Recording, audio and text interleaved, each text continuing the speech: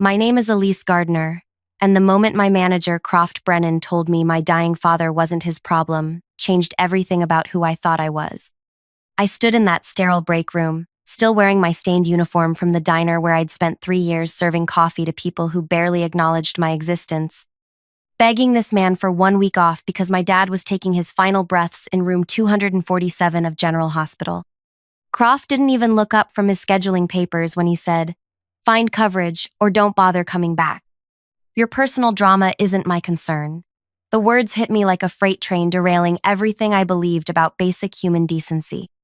I'd worked every holiday, covered every sick shift, stayed late without complaint, and this was my reward. My father, the quiet man who raised me alone after my mother abandoned us when I was 7, was dying, and this creature wearing a cheap tie was more concerned about weekend lunch rush coverage than my heart breaking into a million pieces. Before I tell you what happened next, could you please take a few seconds to tell me if you've ever had someone dismiss the most important moment of your life like it meant absolutely nothing? Because what I discovered about my father and what I did to that manager will change how you think about revenge forever. You need to hear this story until the very end, and also like, subscribe, and click the bell icon because this gets so much more twisted than you could ever imagine. I walked out of that diner without saying another word. Croft's voice followed me through the kitchen, shouting about how I'd never work in this town again, how he'd make sure everyone knew I was unreliable. I drove straight to the hospital where my father lay connected to machines that beeped with the rhythm of his fading life. Arlo Gardner had been my whole world since I was a child. He worked from home doing what he called number crunching for boring government stuff, always hunched over multiple computer screens in our cramped apartment, wearing the same 3 button-down shirts he'd owned for a decade. Dad died on a Tuesday morning while I held his weathered hand. The nurse said he went peacefully, but peace felt impossible when my entire support system evaporated in that sterile room. I spent the next 6 days arranging a funeral I couldn't afford, fielding calls from his few colleagues who seemed genuinely shocked by his passing, and trying to figure out how someone making $11.5 an hour was supposed to handle burial costs, rent, and basic survival. The funeral was small. A handful of his coworkers showed up, along with Mrs. Patterson from next door, who always complained about our television being too loud. But there were also 3 men in expensive suits who stood at the back of the chapel, never introducing themselves, just watching with the kind of intensity that made my skin crawl. When I approached them after the service, they simply nodded respectfully and left without explanation. Returning to work the following Monday felt like stepping back into a nightmare I'd temporarily escaped. The diner looked exactly the same, smelled the same, sounded the same. Croft stood behind the counter, that perpetual sneer painted across his face like he'd been born wearing it. The other waitresses, Penny and Rue, gave me sympathetic looks but kept their distance. Everyone knew what had happened, and everyone knew better than to cross Croft. I tied my apron around my waist and grabbed my order pad, expecting the usual morning rush of construction workers and office people grabbing coffee before their real lives began. But something felt different. The kitchen staff kept glancing toward the front entrance, and Penny kept checking her phone with worried expressions. Then I saw him. A man in a tailored navy suit stood by the host station, scanning the dining room with the focused attention of someone conducting surveillance. He wasn't here for pancakes or coffee. His presence commanded attention in a way that made conversations pause and customers turn in their chairs. When his gaze landed on me, recognition flickered across his features. "Elyse Gardiner?" His voice carried authority that made my name sound important for the first time in years.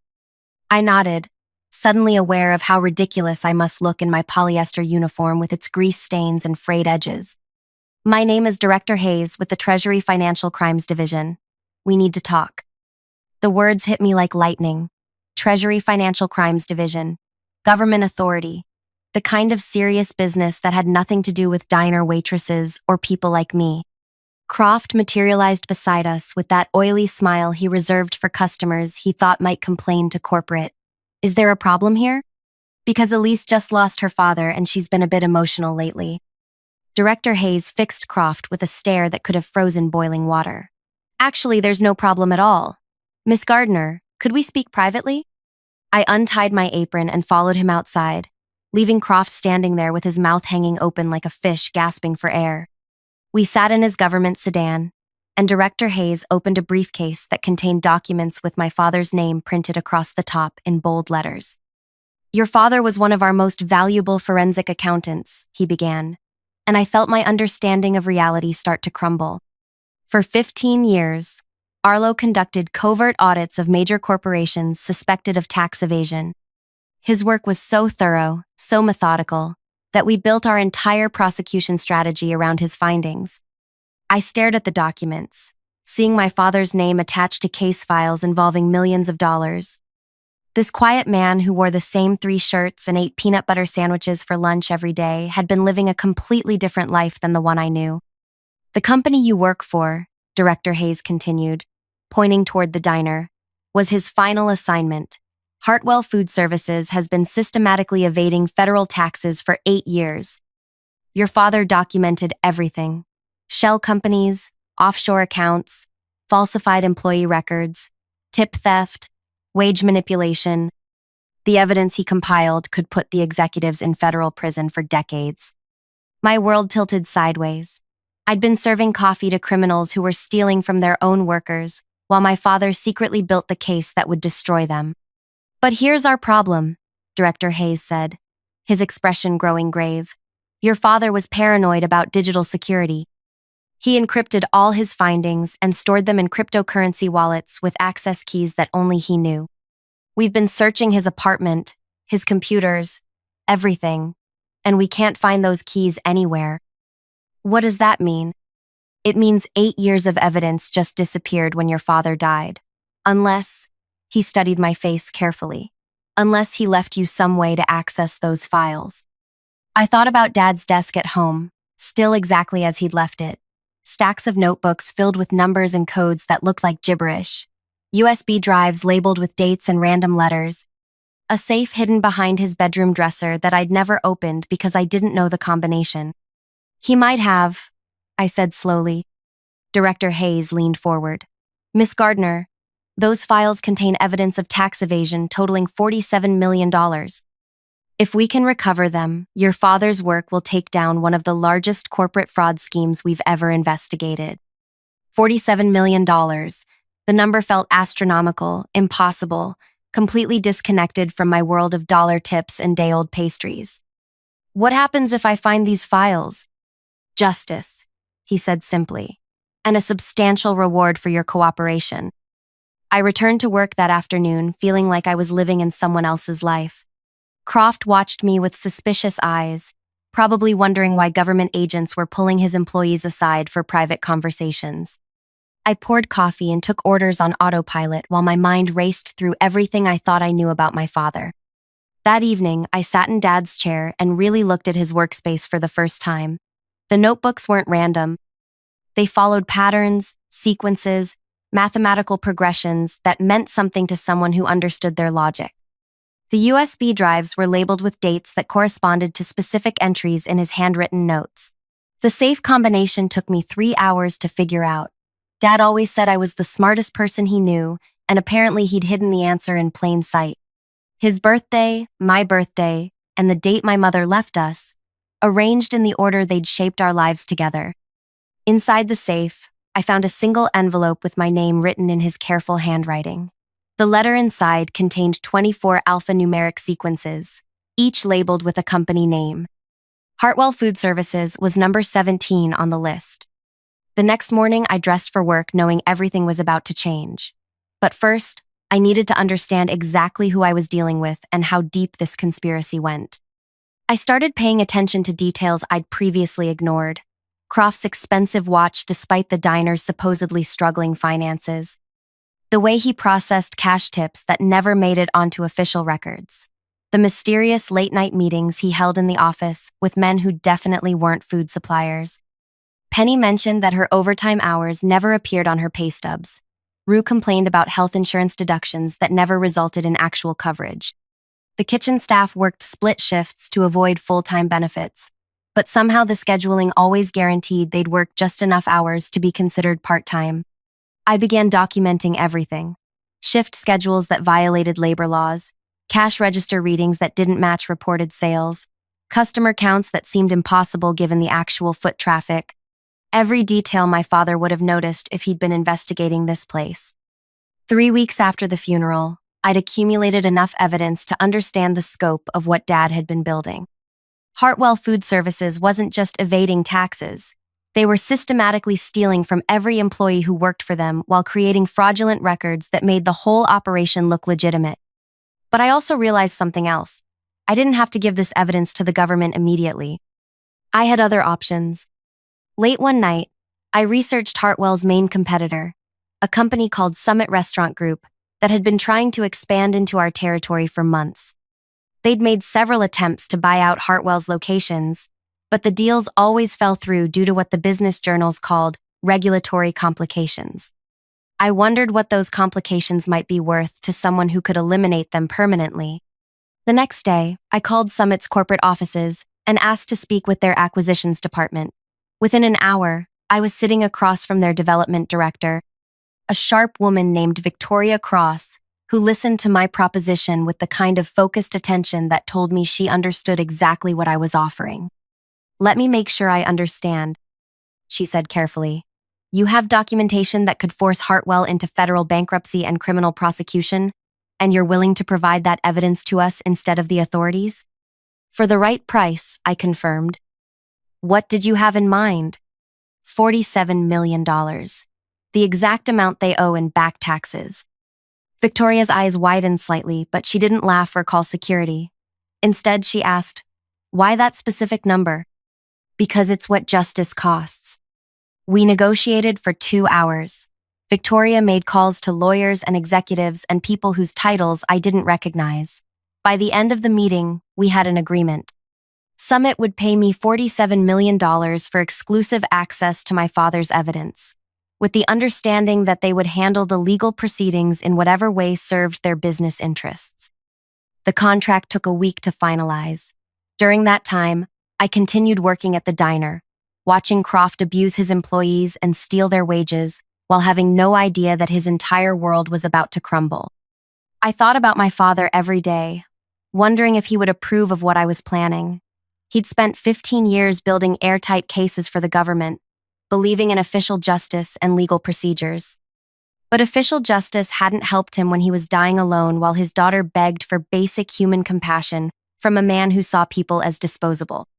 The day the payment cleared in my account, I walked into the diner for my final shift. Croft stood behind the register, counting cash drawer receipts with his usual scowl, probably calculating how much he could skim without anyone noticing. I approached him with a single piece of paper in my hand. "Croft, I need to give you something." He looked up with irritation. "Make it quick, we're busy." I placed the document on the counter between us. It was Summit Restaurant Group's payment receipt, clearly showing a $47 million transaction for acquisition of regulatory compliance documentation regarding Hartwell Food Services tax obligations. Croft stared at the paper for a long moment, his expression shifting from confusion to understanding to absolute horror. "What is this?" he whispered. "That's the receipt for selling your company to your biggest competitor," I said calmly. "They bought all the evidence my father compiled about your tax evasion, wage theft, and fraud operations. Tomorrow morning, they'll present everything to federal prosecutors and offer to cooperate fully with the investigation in exchange for immunity." Croft's face went completely white. "Your father was a forensic accountant for the Treasury Department who spent 2 years documenting every crime you've committed. The government lost his files when he died, but I found them. And I sold them to Summit for exactly the amount you owe in back taxes." The paper trembled in Croft's hands as the full implications hit him. Not only was his company about to face federal prosecution, but their main competitor now owned all the evidence and could control the timing and scope of the legal proceedings to maximize their own business advantage. "You killed us," he breathed, finally understanding the magnitude of what I'd orchestrated. "No," I corrected, untying my apron one final time. "You killed yourselves. I just made sure you paid for it." I walked toward the exit, leaving Croft standing there clutching that receipt like it might spontaneously combust and take his problems with it. But I wasn't finished yet. The real beauty of my plan was just beginning to unfold. Within 6 hours, Summit's legal team had filed preliminary motions with federal court, presenting themselves as concerned competitors who'd discovered evidence of systematic tax fraud. They positioned themselves as civic-minded corporate citizens, helping law enforcement uncover criminal activity. The media coverage painted them as heroes, while Hartwell became the poster child for corporate corruption. By Wednesday, federal agents were conducting raids on all 17 Hartwell locations. They seized computers, financial records, and arrested 3 executives, including the regional manager who'd been Croft's direct supervisor. The man who'd taught Croft how to manipulate employee schedules and skim cash receipts was now facing 20 years in federal prison. But the most beautiful part was watching Croft realize that his personal liability extended far beyond losing his job. As the on-site manager who'd implemented the fraudulent practices, who'd signed the false tax documents, who'd personally stolen thousands of dollars in employee tips, he was individually responsible for felony charges that could destroy his life completely. I spent that week visiting every former Hartwell employee I could find. Penny was working double shifts at a truck stop, trying to support her 2 kids after losing her health insurance when Hartwell closed. Rue had moved back in with her parents because she couldn't afford rent without the job she'd worked for 4 years. The kitchen staff were scrambling to find new positions that would hire people without warning notices or references. Meanwhile, I was quietly planning the next phase of my revenge. The $47 million sat in my account like a weapon waiting to be deployed. I could have disappeared, bought a house somewhere warm, lived comfortably for the rest of my life without ever thinking about Croft or Hartwell or any of the people who'd been casualties in this corporate war. Instead, I did something that would have made my father proud. I established the Elyse Gardiner Foundation for Workers' Rights, a legal advocacy organization dedicated to helping service industry employees fight wage theft, harassment, and labor violations. Our first action was hiring every displaced Hartwell worker at salaries that reflected their actual value rather than what desperate people would accept. Penny became our operations coordinator, making more money than she'd ever imagined possible while helping other single mothers navigate employment law. Rue headed our documentation department, teaching workers how to record evidence of workplace violations. The kitchen staff formed our field investigation team, going undercover at restaurants and retail locations where employees reported suspicious practices. Within 3 months, we'd filed successful lawsuits against 12 companies in our area, recovering over $2 million in stolen wages and unpaid overtime. Workers started calling us when they faced retaliation for reporting safety violations or harassment. We became the organization that employers feared and employees trusted. But my personal attention remained focused on Croft. His legal troubles multiplied like bacteria in standing water. Federal charges for tax evasion and wire fraud. State charges for wage theft and labor violations. Civil lawsuits from former employees seeking damages for stolen tips and unpaid overtime. The legal fees alone were devastating him financially, and that was before any judgments or settlements. I made sure to attend every court hearing, sitting in the gallery where he could see me, never speaking, never engaging, just present as a reminder of how his own cruelty had orchestrated his destruction. His lawyer eventually filed a motion requesting that I be barred from the courtroom, claiming my presence was intimidating to his client. The judge denied the motion, noting that public trials were exactly that, public. As the criminal case progressed, more details emerged about the scope of Hartwell's fraud. They'd been operating shell companies in tax havens, falsifying employee records to avoid paying benefits, and systematically stealing from workers who had no resources to fight back. The investigation revealed that over 2,000 employees had been affected across all their locations. But the government's case relied entirely on my father's evidence, which meant I became a key witness in the prosecution. Every time I testified, I made sure to mention how Croft had refused my emergency leave request when my father was dying, how he'd threatened to fire me for prioritizing family over corporate profits. The jury looked at Croft with visible disgust when they heard that story. During the civil proceedings, something interesting happened. Croft's lawyer tried to argue that his client had been following corporate policies set by higher-level executives. that he was essentially a mid-level employee who didn't understand the legal implications of his actions. I had evidence to destroy that defense too. Through my foundation's investigation, we discovered that Croft had been receiving bonuses based on how much money he could save through operational efficiencies. Every dollar he stole from employee tips, every hour of overtime he refused to pay, every benefit he managed to deny earned him personal rewards. He wasn't just following orders, he was profiting from theft. The prosecutor presented this evidence during the penalty phase, showing that Croft had received over $60,000 in bonuses for systematically stealing from workers who earned minimum wage. The judge called it particularly egregious and sentenced him to 8 years in federal prison, followed by 5 years of supervised probation. But prison was just the beginning of his consequences. The civil judgments totaled over $300,000, which effectively bankrupted him. His house was foreclosed, his car repossessed, his retirement savings seized to pay court-ordered restitution. His wife left him before the trial ended, taking their children to another state where they could start over without the shame of his notoriety. 6 months after his sentencing, I received a letter from Croft. Written in the careful handwriting of someone with too much time to think, it was partly confession, partly justification, and partly plea for forgiveness. He wrote about growing up poor, about feeling powerless in his own life, about how having authority over employees had made him feel important for the first time. He admitted that refusing my emergency leave had been pure spite, that he'd wanted to hurt someone the way he felt hurt by his own circumstances.